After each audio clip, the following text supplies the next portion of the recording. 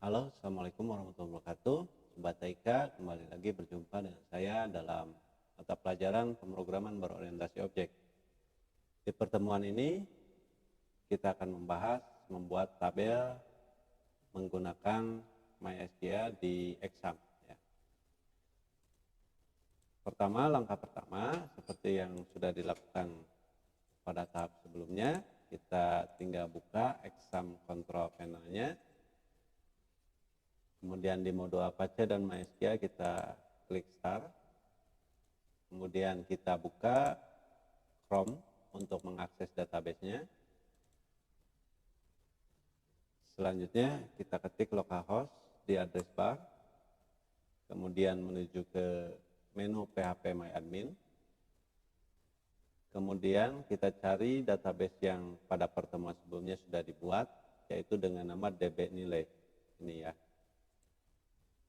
Klik satu kali, sehingga di sini ada tulisan database dbNilai. Selanjutnya untuk membuat tabel, pada tabel name kita ketik nama tabelnya.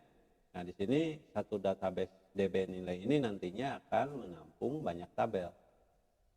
Tabel pertama yang akan kita buat yaitu tabel admin. Nah, kita ketik admin.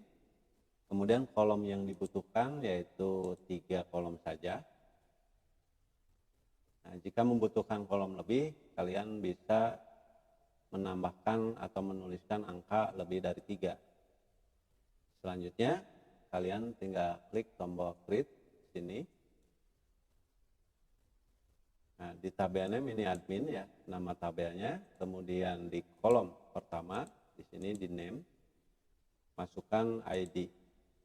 Kemudian untuk tipenya di sini pilih biarkan integer. Kemudian kalian geser ke kanan. Di sini ada AI. AI ini artinya auto increment. Ini biasanya digunakan untuk penomoran otomatis untuk kolom-kolom yang bersifat primary key. Apa itu primary key?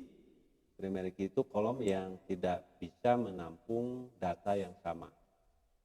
Jadi isi datanya bersifat unik. Kemudian di kotak kedua, di sini ketik username.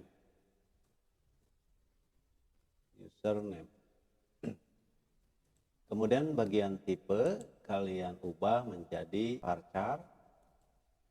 Selanjutnya di kotak ketiga ini ketik password.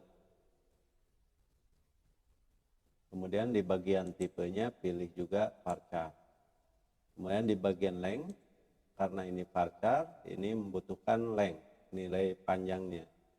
Untuk username bisa diisi 20 dan untuk password bisa diisi sama ya, 20 juga. Artinya panjang karakternya yang dibolehkan hanya 20 karakter. Selanjutnya kamu geser ke bawah, kemudian klik tombol save di bawah.